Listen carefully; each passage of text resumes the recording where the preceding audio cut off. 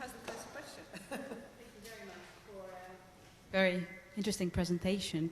I would like to take the first example about climate change that you presented, and perhaps let me just say in the beginning that I thought it was very interesting what you said, but I was a bit confused as to you were presenting what Shell is doing or what Shell should be doing. So about the first example, I wasn't quite sure if, I think you said basically that the change about how you put your new targets is stimulated internally. And I would like to ask you whether really change is stimulated externally by the criticism that you received in the past or in the present. And then about the second example, when you talked about CSR, you said that businesses cannot play the role of government, but I think that at least the rhetoric of the business world, especially about the business case of CSR, is the fact that businesses are powerful actors and they have to act today and take part in solving social problems. And if this is the case, then I think that businesses have a very important role to play and they should accept that. And you mentioned that you're giving $125 million on philanthropy. Philanthropy is a one-way power dynamics between businesses and, this is what you said, I think, relationship. And I think now that we moved from one-way relationships to transactional relationships and now to integrated relationship, and that's the rhetoric about partnership at least. Although Shell in some of the CSR reports, for example, mentions many times NGOs, to my experience and having asked certain people questions, I fail to see with which NGOs Shell is partnering. Okay, let me... Yeah, sorry, my name is May Seitanidi. I'm a doctoral candidate at the LSE based at the Interdisciplinary Institute of Management. Thank you. Okay, 3 questions. And then afterwards, I hope we don't go too much into Shell in a sense, because there's lots to be said about that, and there's lots of controversy. But I think I hope the interest is tweaked around what complexity can add to this whole equation. But nevertheless, let me address these 3 things. In terms of climate change, there are lots of things. It is practical examples that I was quoting. Shell has committed to the equivalent reduction of the Kyoto Protocol on its own greenhouse gas emissions. This includes operations across the world, so it's not just in Annex 1 countries. It includes the United States and Annex 3 countries. So in that sense, it's well beyond the Kyoto commitment. So that is a practical commitment, and that's reported on annually and audited independently by KPMG and PricewaterhouseCoopers. Well,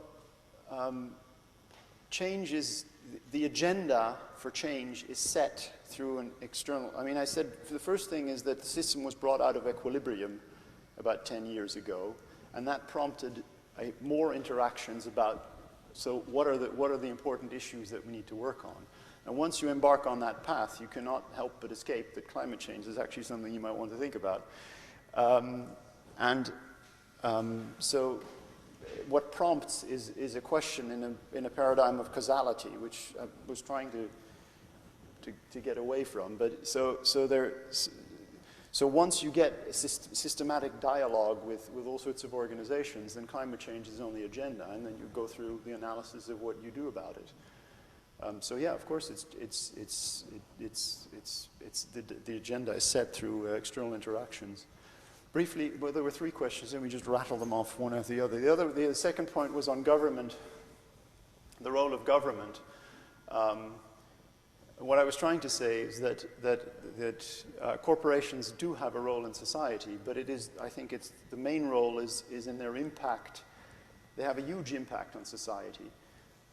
But it's actually harder to think about the impact of the core business on society than to say, oh, we'll run some additional programs that help disfavored communities.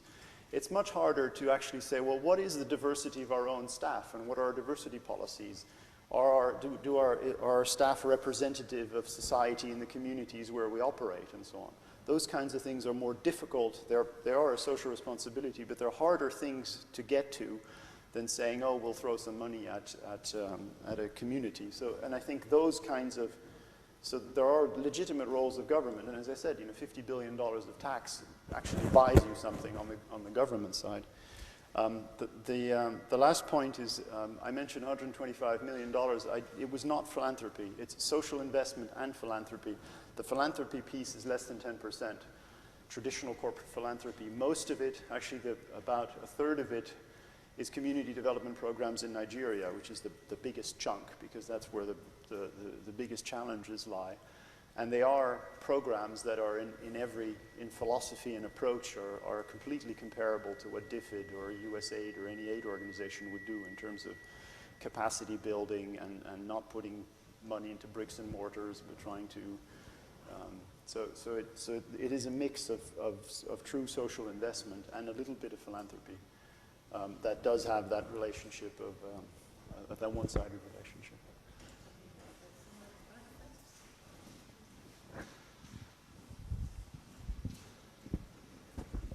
Thank you. My name is Kate Farrell with Queen's University, Belfast. A fascinating talk, and I thank you. I think you obviously have spent a lot of time thinking about this, and it's tricky stuff to think about. Getting back to complexity and ethics, and that sort of, in terms of the complexity that you were talking about, one of the points, if I understood you correctly, that you made, is that your concern is how do we, sorry, is that me? Oh. I don't know. We can find out easily. Okay. You made the point that you're concerned that the agents of operation, or the agents of innovation, are really the individuals, and the changes in consciousness at the level of the individuals within the organization is something that you're interested in getting at, because that's where the creative dynamics derive from, if I can say that, with all caveats that would be necessary. To me, that strikes me as a very serious ethical issue in terms of the question where the organizational behavior, the organizational objective of the company is to interfere with the sentient consciousness of individual agents within the company. And it seems to me that really brings forward one of the key issues in how complexity theory applied to organizational management. And I'm just wondering what your thoughts would be on that. That's a good point, but it really depends on how you go about it. In the sense, you know, what I was advocating is facilitating that people would have access to, because the source of opinion, I think, is the natural world and societal world. It isn't the board of the company telling them, you shall now think that this or that issue is good or bad. So it really is about. And if you look quite practically at what kinds of things it means, is that when in your, and we do this very imperfectly, is that if you look at your management development processes, that you make sure that managers somewhere in their career have had to have the experience of dealing explicitly with external stakeholder groups. Because people in corporations can go through a career happily without actually ever engaging with an adverse opinion. But it is essential, I think, from an ethical point of view, to let people make up their own minds, or else it doesn't work. But there are some systematic and systemic things you can do in a corporation to make sure that people have the opportunity to do those things. To give you an example of BP, one of our great partners and competitors. They put their 300 top executives through, I think, is a 3-week program. If you look at the agenda of the program, it is virtually entirely about societal and natural issues. It's a way to force them to look beyond the Economist and the front page of the Herald Tribune, to really and take them into inner city neighborhoods and to get people to really realize that and have a direct experience of the issues out there. That will, in itself, will not get them the answer, but we're trying to build some capacity and interest that people will incorporate those issues into the decisions they make. So it is very important that it is about giving people the opportunity to build their own opinion, and it's not there isn't any ideology that's forced upon them. You look very skeptical. Well, yeah, I mean, I think that's an interesting response. But so in a situation where the 300 executives, to carry on your example, who's explaining to them the nature of the trials and tribulations of the social injustices of society or of the world, and under what analytical frame of reference is that being explored, and what knowledge is produced of that perspective? And so any frame that's driven through the system is a frame that's right. driven through the system.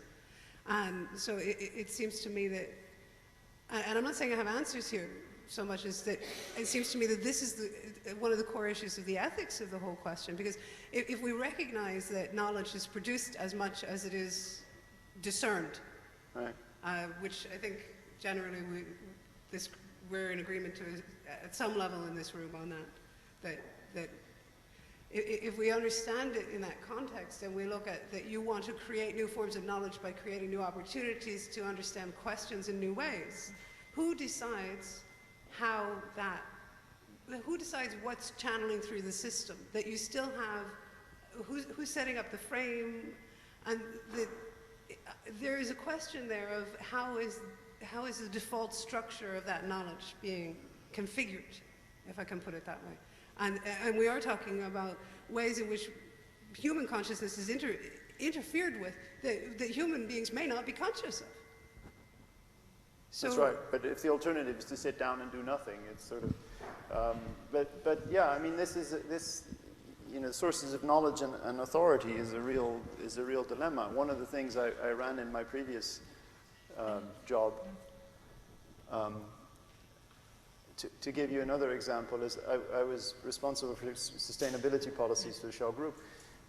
One of the things we publish is a report to society every year. Now, you could say, well, you write it, so it's your own point of view. So we get it externally reviewed. By whom? Big problem. So, what are the sources of authority in our society? We go to KPMG and Price Waterhouse, and people say, well, God, we know them. I mean, they're, the auditors are really, so we go to independent panels, and they say, well, but, those are dominated by, white male academics from Western universities. Oh, yeah, well. So, and it's a real issue in all these dimensions. And, I think pragmatically, in order to move forward, what you have to do is realize that it's an issue. Do the best you can and move on, because inaction is not an alternative. But it's something to be very conscious of. You're absolutely right. Mm-hmm. Yes, I've got two questions. I have a simple, and then Maurice. Yes. fairly straightforward modeling question. Yes. Yeah, I'm Phil Fellman from Southern New Hampshire University. I have a fairly simple modeling question. Worst case, simple for physicists. But if you're looking at return on investment as the primary fitness criterion, what's the topology of the fitness landscape? And there's a sort of subtext here. Is it a rugged, multi-peaked landscape, or is it a highly correlated landscape? And are there other actors on it than the individual company? Very good question. Anybody have an idea? But you have the answer. Well, hold on. Wait. She'll bring you the microphone. Otherwise, Let's make this into a bit. I'll give you my opinion, but let's make this into a bit of a dialogue as well. No, not question. Answer his question. My name's Maurice Passman. I work for a company called Adaptive Risk Technology. Yeah. What I wanted to ask you... No, don't ask. You get your question later. Okay. What's the answer to this question? I think it depends on the time cycle of your innovation triangle, because what you've got is you've got a metric, which is your returns, which is giving you an indicator of how well or bad your company's doing, correct? So that's the line in the sand. Then what happens is that you do something incredibly risky, which is quite amazing for a large company like Shell, which is implement change at a very fundamental level. Now, you're implementing change at a fundamental level and seeing what happens and then measuring the effect of that on the return, price of return. So the question is, I suppose, if after a short amount of time there's a dip in the fitness landscape and you decide to cancel the project, well then it may be that it's a dip to go up high and you've made a big error, or there is in fact a dip and it's been affected by something which is completely not picked up by your understanding of what's going on with that. So for example, you're looking at innovation of oil drilling in Nigeria, and in actual fact, the project has been affected by price cuts in Vietnam, and you don't realise it. It's only subsequently you realise that. So I think to answer the question, it depends. Yeah, but so what you're trying, what I think you're saying is that then in effect innovation influenced the ruggedness of the landscape itself. That you have an influence on. I think so, because on the cycle time and the cycle time used to measure the success of innovation. Yeah. Hold on.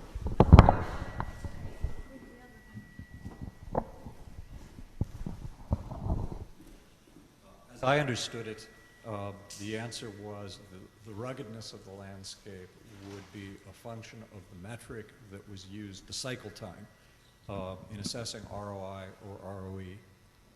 Presumably, the implication of that should be that shorter metrics actually would lead to a smoother, more highly correlated landscape, less change, and a longer cycle time would mean willing to bear risks for a greater period of time.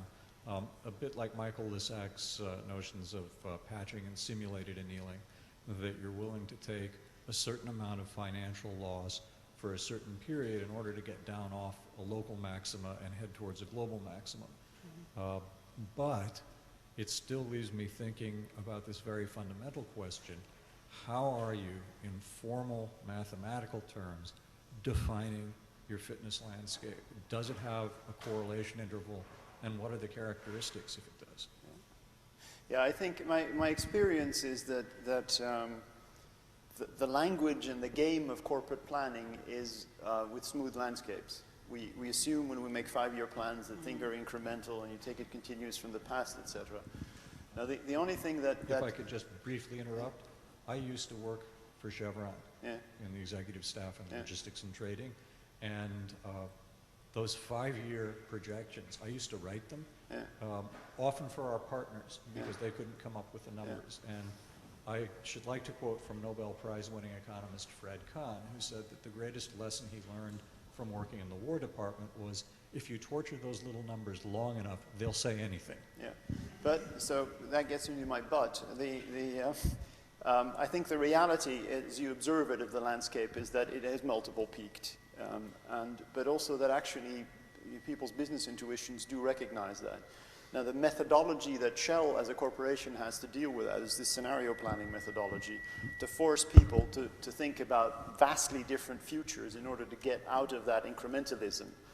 And that, by and large, that does really work in the sense that people have finished their plan and you tell them, well, please interpret this plan in this world, and now turn around and interpret this plan in this world, which in effect you simplify the world to 2 peaks.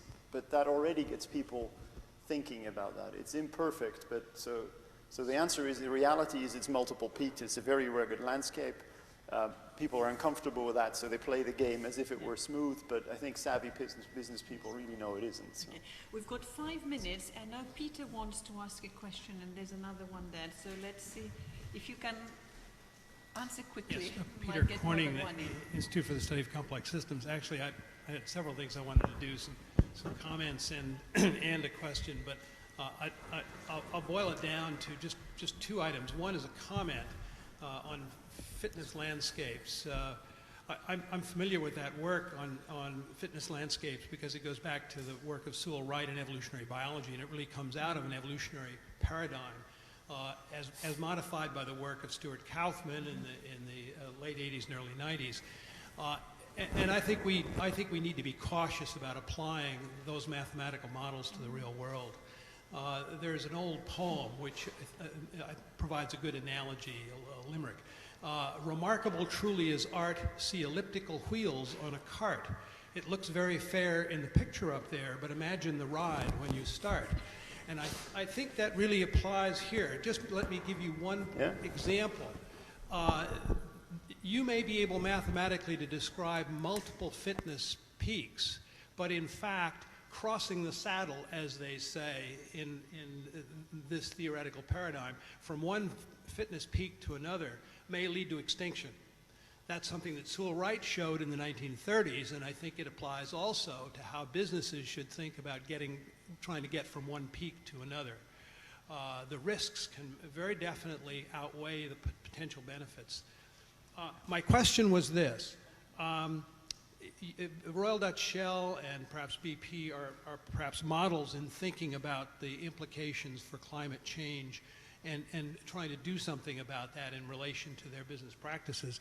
But I worry about the fact that there's another paradigm out there, and that's some American companies who spend their profits purchasing election campaigns to ensure that policies new energy policies are put in place that will maximize oil production, but not really address the issue of climate change. And I think we also have to be aware of the fact that there are different models for how business corporations are using their resources, their profits, to impact social policy. Some may be very beneficial and constructive, but others can be very destructive. That was meant to be a question. It actually ended up being... Well, let me just a 10-second answer. It's a high-risk game. Ultimately, it will be decided by the fact whether shareholders and consumers care. And this is why the question on solar panels is important, is, if really anybody says, well, this is all very interesting, but I'll purchase my fuel from anybody, and as long as my pension fund buys shares in the company with the highest return regardless of what they do, then that will be the outcome. So, and that's another, will be an emergent property of this thing. I mean, this behavior of some firms will be snuffed out. Yes, my name's Mary Lee Rhodes from Trinity College, Dublin. And I'm just wondering, to shift to another topic, you talked about coevolution of other agents. And I'm just wondering, in your years of looking at working with your own agents internally, have you observed any coevolution with respect to competitors, shareholders, or regulators as they respond to some of these steps that Shell is taking?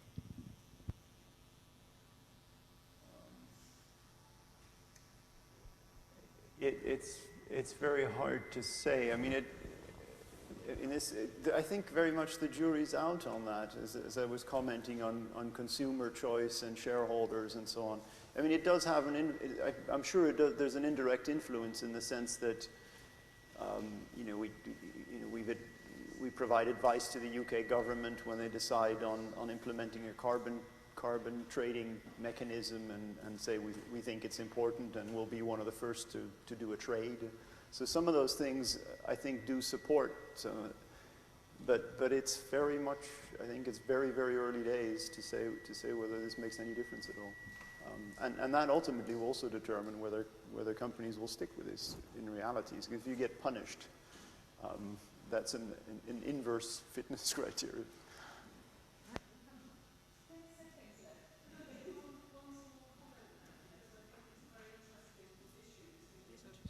Sorry, Sheila Moorcroft, Business Futures. And I think one of the, talking about this co-evolution of agents, and I think one of the things that you were talking about earlier, Roland, which is a very important issue, are the corporate values and the corporate culture. And in fact, I think one of the things that companies are beginning to recognize, which is where perhaps my interpretation of an answer to your question comes, is the way in which people are choosing who they work for now.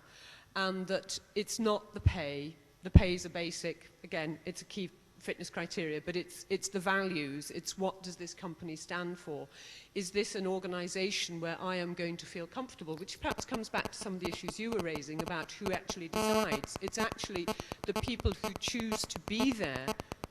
Sorry, I'm having an even stranger reading. Oh, somebody's mobile. Not me, I turned it off. So it's really then out in the way that people make decisions about how do they join, who do they join. And I think the employment market is perhaps one of the ways that companies are going to experience that most directly, because if you display the wrong values and the wrong culture, you will not attract the people that you need, because you may be able to pay them enough, but they won't want to be there because it doesn't fit with their values, and you don't get that correspondence. And I think that's a very critical area of the way in which these things are developing. It is key, but I wouldn't be overly optimistic about it. Just like consumers and shareholders are not really budging, it's far from clear that actually the university graduates really care in sufficient proportions to make a difference. Yeah, I mean, but it's not a given. It's a very important factor, but it's not a given at this